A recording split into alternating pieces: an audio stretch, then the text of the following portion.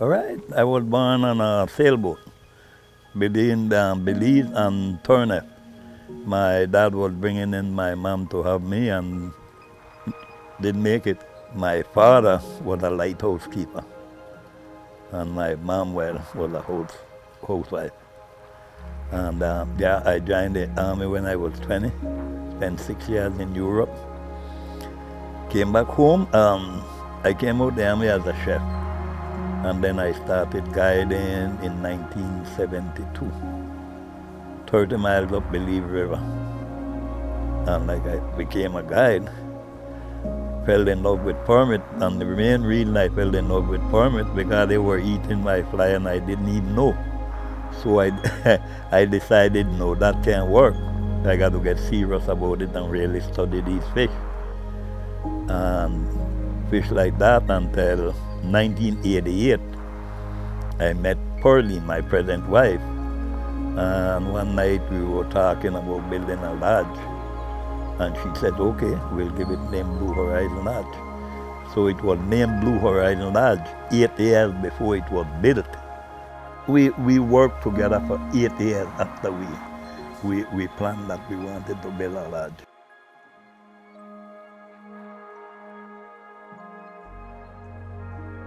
When it comes to the lodges, it's not just guys building a relationship between themselves. To have a good lodge, you have to have everybody. The guide, the cook, the yardman, the engineer, everybody has got to become in one. That's what makes a good lodge. It's not just how much fish you catch or something like that. You have good workers that understand what business they're in.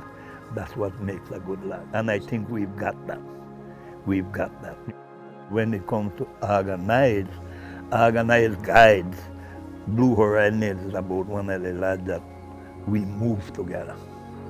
It was important because of try to get them to work and respect the fish. A lot of people, you get guides, they just start guiding, then they go there and they just guide. They don't study the fish, they don't understand that permits are so important to this country and to the people that come and fish for them. That is something you got to take care of. You got to start to try and preserve it, respect how you fish them. And like I say to all guides, you should learn how to respect and take care. If it's bonefish or tarpon or permit, you got to take care of it. So that it's there for you, your kids, and your grandkids, and forever, because of the importance to it. I mean, a permit alive is about worth over $100,000 to this country alive. It has become, I think, the most chased fish by sport fishermen today. I'd say it's about 8 out of every 10 fly fishermen that wants to catch a permit. And like I said, it's because of the challenge. They are a good fighting fish. And they are completely different from any other fish that you will pick up with your hand. A permit, you pick him up, he will not move. He will let you take all the picture you want, you put him back in the water and he's gone. And you don't smell fish. When you hold a permit, because of what he eats, he doesn't smell fishy. But I think that's it's because it's a, like I say, it's a hunting game, and it's a challenge. When you hook one, it's a good fight, and it makes you a better fly fisherman. You've got to get better. The better you get, the more you catch. A permit will teach you how to be patient. Any other fish you can go and fish and it's all right. But over a period of time, you keep fishing for permit, and you will find yourself changing and getting more relaxed. And it become to that way. I could never kill a permit. Never. I even went so far as catching a permit with my hand. I think that's because of what I think about permit and how close you can get to them, and respect them, and you enjoy You enjoy doing your job more better the closer you can get to your prey. Try to make people relax more than, they even make a bad mistake. You can go right out and point out, well, it was bad. You got to tell them, all right, it wasn't that bad, and this is what you do wrong, and then you explain to them what they did wrong. And we're beginning to get a lot of people that have never touched a rod. When you get beginners, when people come and they want to learn and you teach them and it comes through, that's great. I like when I go to these shows, when I see a lot of kids, that's showing you that it's not going to die, it's going to survive. Don't be nervous or don't worry about the thing, because you will make mistakes. Even a guiding for years, sometimes you'll make mistakes. A lot of people I've had fishermen that will say, well, Lincoln, we are saying this because we don't want too much people to get into it, because then we mightn't get a break. So they give you a lot of different type of stories. But the guide should be always able to sit down and try to explain it in a nice way. I think we have the second largest barrier reef in the world. Part of Australia barrier reef right now is dying. We can take example of what they did wrong and correct it. Learn how to take care of it better than we did. A lot better than we did. You want to have what we have here, the coral, the fishes and stuff, because it's a way of life. We can, put a lot of people into work, right? In the ocean, if we control it rightly. But we got to train. Even commercial-wise, we need to start to educate our young people that are going to go into commercial fishing. Why should you protect this lobster? Why should you protect that home? I know they're beginning to do a lot of it today. But if it begins from home, it will pay off.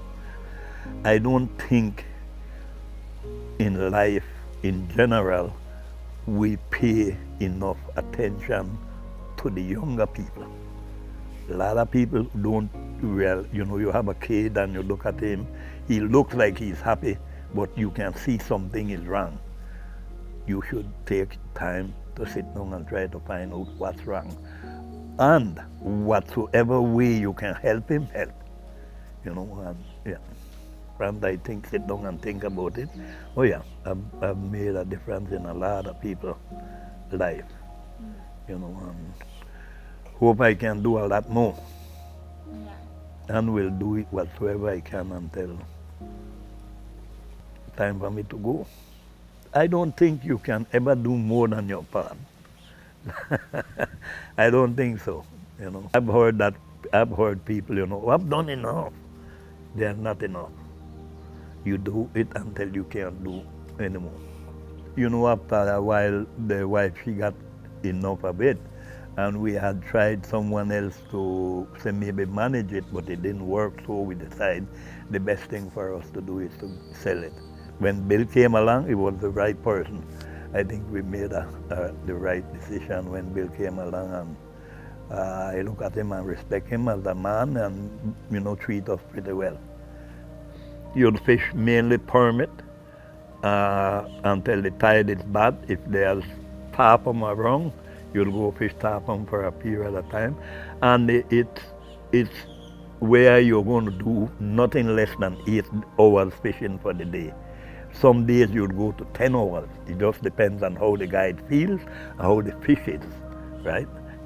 Because of the guides and the workers. The workers, they treat the guests the best they can, and the guide, they work as hard as they can to get you a fish, and I think that's what. And the facility is pretty nice. The rooms are nice, good bed, nice beds and everything. But that's it. I think it's the crew. There's other building a relationship between young people. Most of my company is young people. have old friends, but I love young people, and especially when you can help. You know, you see a kid and you can help him to get from where he is, from down here, up here. It doesn't cost you anything. You may think it costs you, but it doesn't cost you anything. I don't charge anyone to teach them. I'm going to die. I can't take, you know, it's going to go. I can leave as much of it I can leave here, it's better. So especially like I said for the young kids. I have a lot of young people who want to do it, and I'll do as much as I can until I stop quit. Until one of them got to take me out there. But most of the people have, you know, teachers for fly fishing. They are still doing it. And what's good about it, they taught their son, you know, guiding right now. I know a few of them that, you know, and that's a good part of it. When you see them they're passing it down.